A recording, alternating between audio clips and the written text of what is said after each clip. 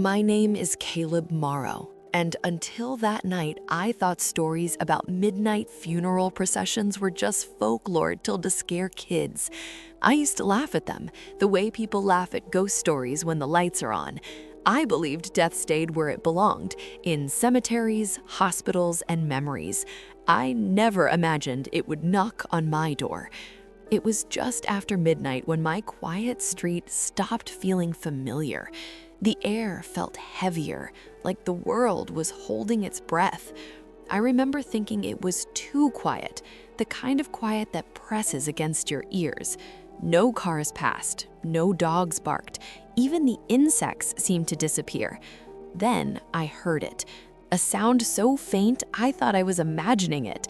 Low voices, not quite singing, not quite crying, a rhythm that didn't belong to music.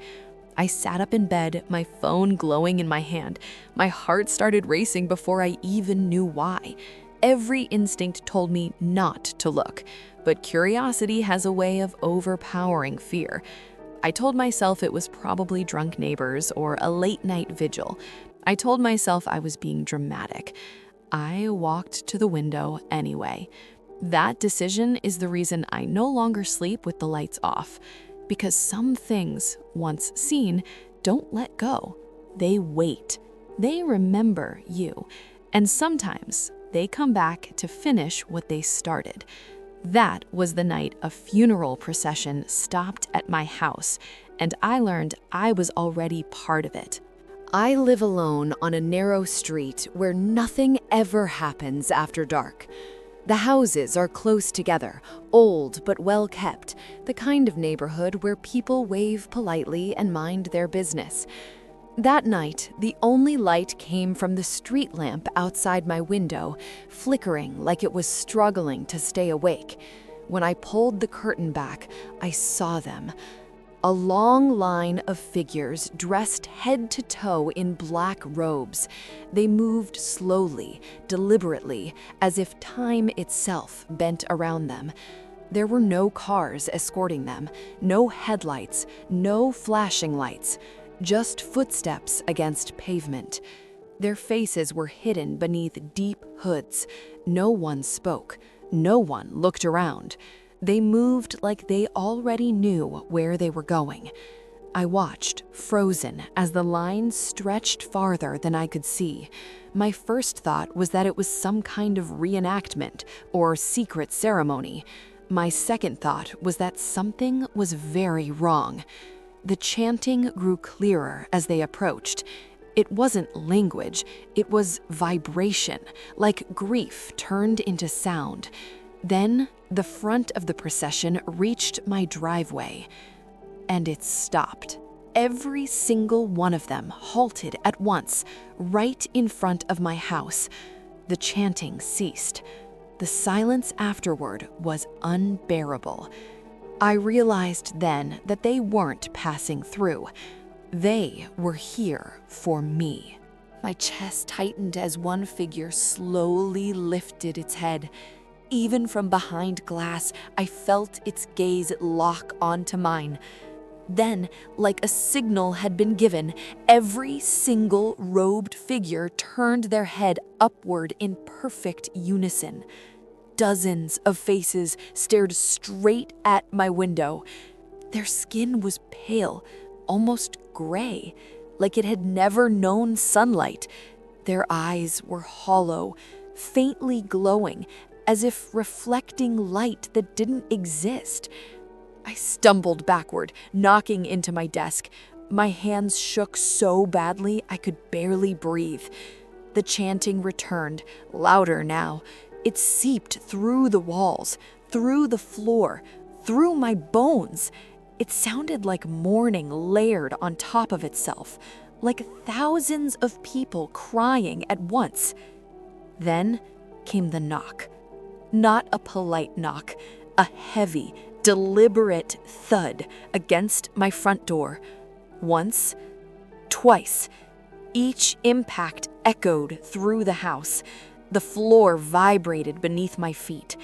I backed away, my phone slipping from my sweaty grip. I tried to dial 911. No signal. no bars. The chanting shifted, almost impatient. Another knock followed, harder this time. I could hear movement on the porch, shuffling, breathing, waiting. Whatever was outside wasn't leaving. I forced myself back to the window, every step feeling like I was walking toward my own grave. When I looked out, the street was empty. No robed figures, no chanting, no footsteps fading into the distance. Just my quiet street and the flickering lamp. For a moment, relief washed over me. I laughed shakily, convincing myself it was some stress-induced hallucination. Then I noticed the porch light was on. I never leave it on. My stomach dropped. I opened the front door slowly, every nerve screaming at me to stop. The night air was cold and still. On my porch sat a single black candle. Its flame burned steadily, unaffected by the breeze. The wax dripped downward in thick, slow trails. Next to it lay a small slip of paper. I picked it up with trembling fingers. Written in careful ink were today's date and my full name. No address, no message, just confirmation. This wasn't random. This wasn't a mistake. My reflection in the glass showed how pale I'd become. Behind me, for just a second, I thought I saw movement, a shadow retreating down the street. I slammed the door shut and locked it. The candle remained burning outside, as if it was waiting. I didn't sleep that night. I sat on the couch, watching the door, listening for footsteps that never came. When dawn finally broke, the candle was gone. No wax, no paper, no trace. I checked the porch, the sidewalk, even the street. Nothing. For days afterward, I felt watched. Every creak of the house made my heart jump. Every knock from a delivery driver sent me into a panic. I asked my neighbors if they'd seen anything unusual. None of them had. No chanting, no procession, no strangers. Weeks later, I started noticing small things. My name appearing in places it shouldn't. Written in condensation, scratched into dust. Once carved faintly into a tree across the street. I found a black candle at the end of my driveway one morning. Unlit, fresh. I moved houses shortly after that. New city, new locks, new street. But some nights, just past midnight, I hear humming, faint, mournful, getting closer. And I know moving didn't change anything. So tell me this, if a funeral procession stopped at your house, would you open the door? Would you blow out the candle? Or would you run and hope it never finds you again? Because whatever came for me didn't need permission. It already knew my name. Drop your answer in the comments below. I want to know what you would have done. And if this story kept your heart racing, you're not alone. There are more like it.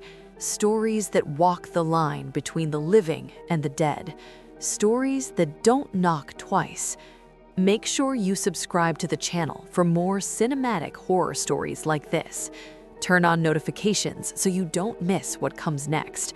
Because some processions never end, and you never know when they'll stop at your house.